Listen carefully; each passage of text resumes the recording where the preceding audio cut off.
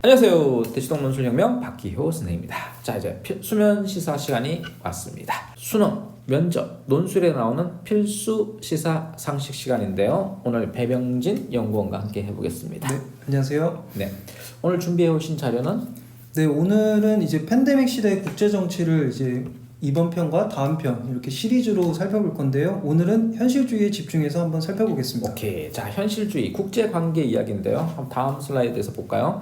국제관계에 대한 얘기는 우리가 논술 문제 나온 적이 있습니다. 바로 작년도에 나왔습니다. 그러니까 2020년 10월 달이니까 2021학년도 성신여대 논술 문제 현실주의와 이상주의라는 논술 문제가 나왔어요. 국제정치 파트. 근데 이게 학생들이 시험장에 가서 대박이었어요. 왜? 이거 박 교수님 의집에 있는 내용이거든요.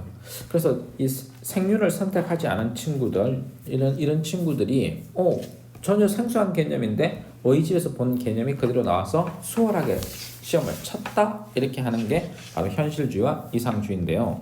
근데 요 이상주의에서 파생된 개념이 자유주의입니다. 그래서 이제 현실주의와 자유주의에 이제 공통점이 있어요. 그건 뭐냐면 국제사회는 무정부 상태다 하는 게 공통점이에요. 근데 현실주의는 힘의 논리예요.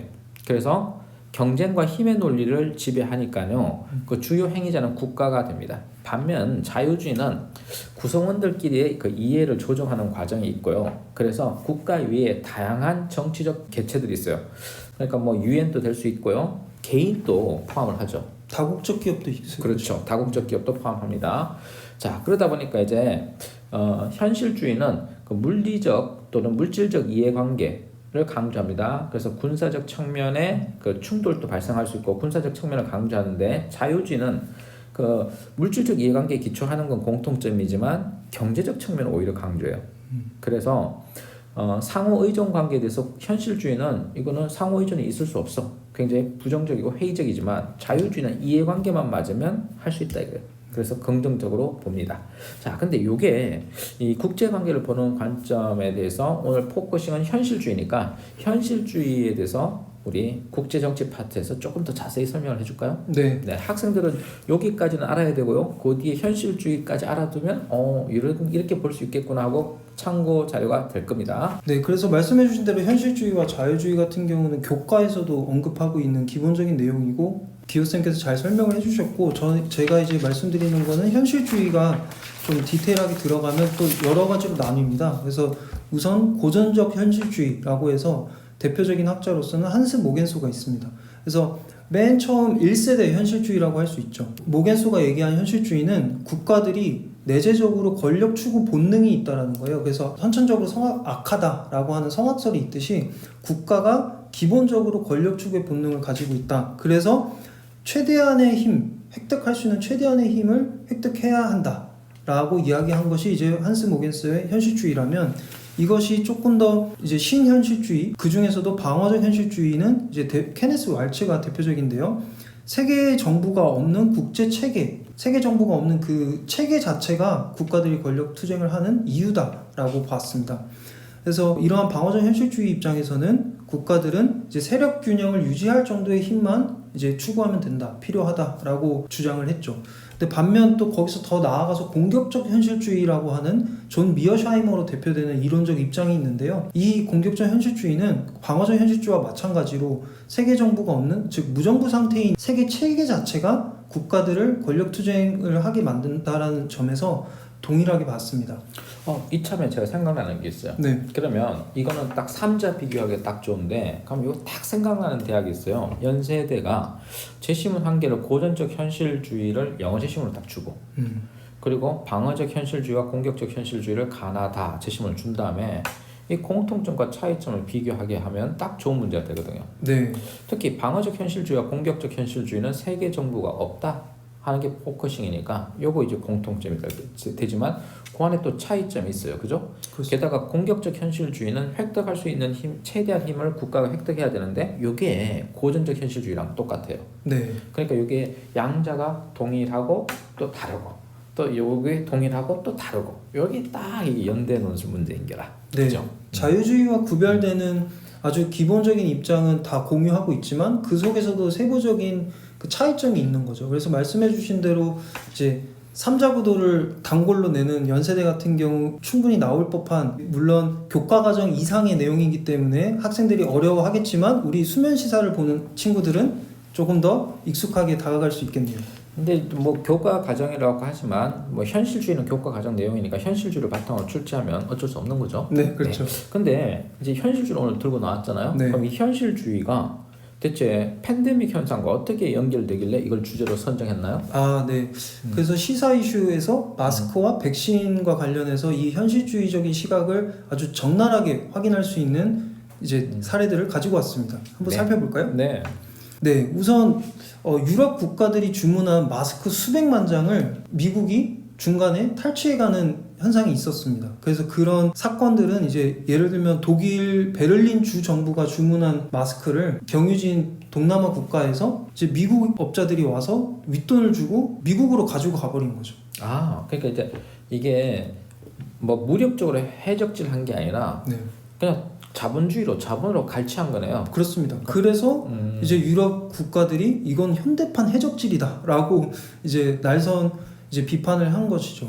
뭐 계약금을 주고 유럽에서 계약금을 주고 구매를 했지만 그 계약금보다 윗돈을 얹어서 계약을 해지하도록 하고 그리고 미국 가져가 버렸다. 네. 자본의 힘이네요. 네, 팬데믹 시대에서는 이런 마스크와 같은 이제 평범 일상적으로 쓰던 물건들이 상당히 귀해지면서 이런 걸 가지고 서로 이제 싸우게 되면서 정통적인 우방 관계에 있던 국가들의 관계도 어떻게 보면 이 팬데믹 시대에서는 사실 중요하지 않게 돼버린 거죠. 그렇죠. 그러니까 이제 트럼프 행정부가 아예 의료 물자 수출 금지 이것도 막 네. 법안을 발동시킨 것도 그런 힘의 논리죠. 맞습니다. 네. 그다음 그럼 백신 문제는 어떻게 될까요? 네, 백신 문제에 있어서도 바이든 지금 새로운 미국 대통령이죠. 바이든 행정부도 말씀해주셨던 그 법을 여러 차례 발동하면서 백신 생산에 필요한 설비와 원자재를 통제하고 있습니다.